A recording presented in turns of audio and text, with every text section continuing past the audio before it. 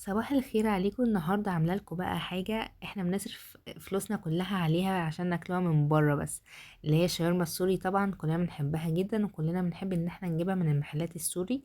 النهارده بقى انا عملتها لكم في البيت بطريقه سهله وبسيطه جدا، وهتبقى نفس اللي في المحلات بره. الفرق بس ان هما بيبقوا عاملينها على سيخ، احنا هنعملوها بس ايه في الصينيه بتاعتنا. اول حاجه طبعا هنعملها التوميه، عشان التوميه دي اساس اصلا الساندوتش بتاع الشاورما السوري. هنحتاج كوبايه ميه، وبعد كده هنبدا ان احنا ننزل بمعلقتين كبار من النشا. ونبدا دلوقتي ان احنا ندوب النشا كويس جدا واحده واحده كده. لو دي بقى اول مره تشوفوني، انا اسمي هايدي. ما تنسوش تعملوا لايك وشير للفيديو واشتراك في القناه وتفعلوا زر الجرس عشان يوصلكم كل وصفاتي انا وماما في المطبخ.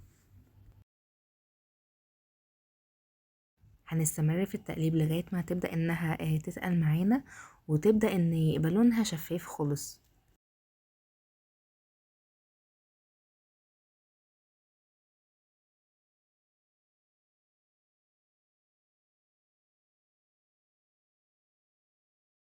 عاوزة اقول لكم ان التومية من الحاجات اللي طعمها بيبقى حلو جدا، وناس كتير بتستصعب تعملها في البيت، بس هي سهلة جدا وما بتاخدش في ايدك وقت خالص، وبتخلي طبعا طعم الاكل في حتة تانية، وخصوصا سندوتشات الشاورما السوري.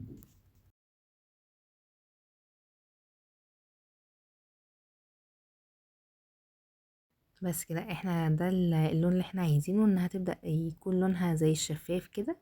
بعد كده هنبدأ ان احنا ناخدوها بقى تبرد شوية، وبعد كده هنضربها في الخلاط مع شوية مكونات تانيين.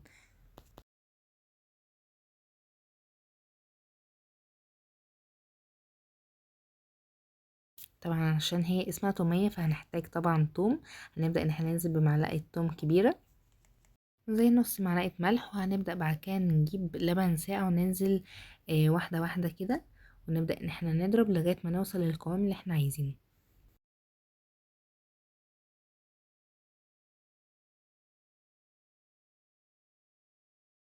وده كده دلوقتي القوام المظبوط للتومية. طبعا لسه لما هتتحط في التلاجة هتتقل كمان شوية، فبالتالي ده كده القوام المظبوط، ومش عايزين ان احنا نخففها اكتر من كده. دلوقتي احنا خلصنا التومية، وهنبدأ دلوقتي نعمل الشاورما بتاعتنا. هننزل كده بشوية زيت، وننزل بقى بالبصل بتاعنا اللي احنا مقطعينه جوانح. هنديله كده تشويحة سريعة بس يبدأ ان هو ايه ياخد لون بسيط كده.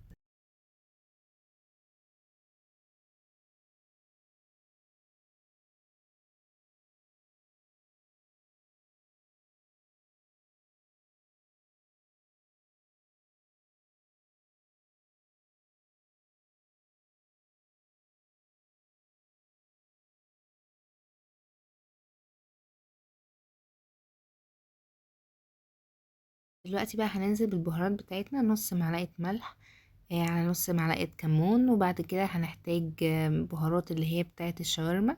هننزل برضو بمعلقة كده او معلقتين كبار، ونبدأ بقى ان احنا نقلب كل المكونات دي كده مع بعضها كويس جدا.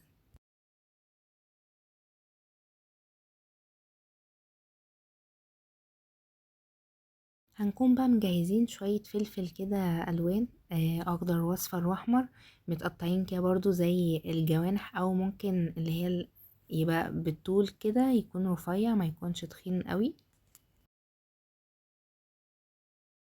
ونبدأ برضو ان احنا نشوحهم مع البصل كده تشويحة كويسة.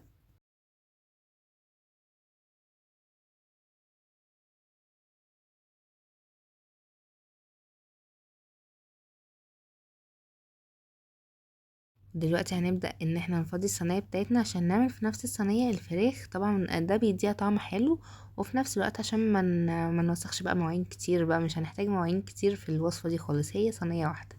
دلوقتي نزلنا بالفراخ بتاعتنا، وهنبدأ ان احنا نشوحها تشويحة يعني سريعة كده.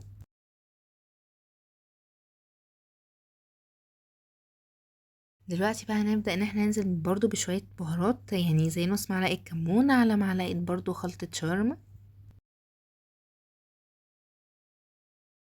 نبدأ بقى نديهم تقليبة كويسة كده.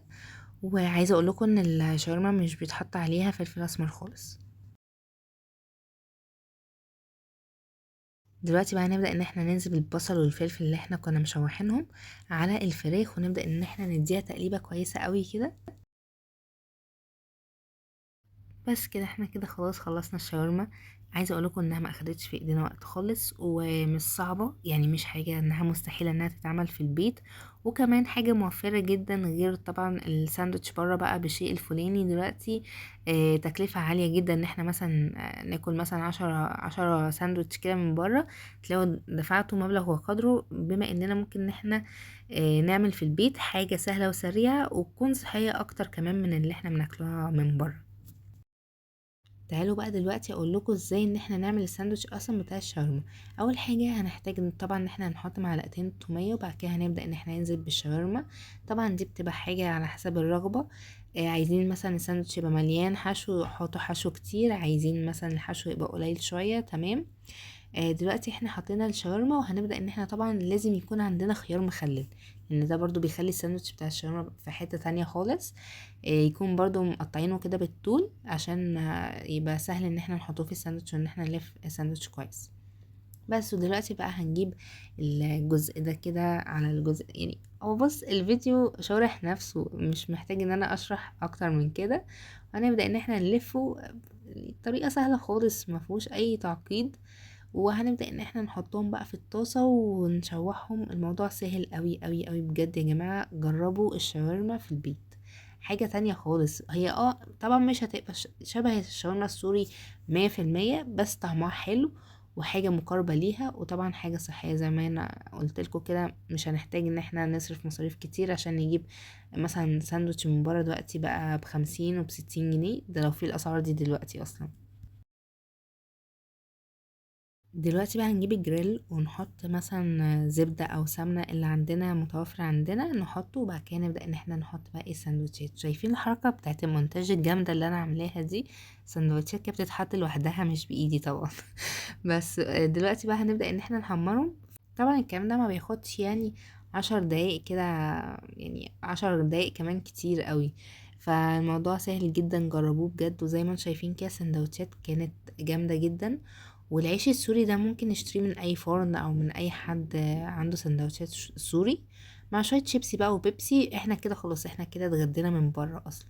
يعني اكل هو صحي في البيت، وطريقته سهلة وبسيطة، مش محتاجة تعقيد، ووجبة حلوة ان احنا نعملوها في البيت، سهلة وسريعة. ودي كانت وصفة النهاردة وفيديو النهاردة، واشوفكم بقى في فيديوهات جديدة ان شاء الله. باي باي.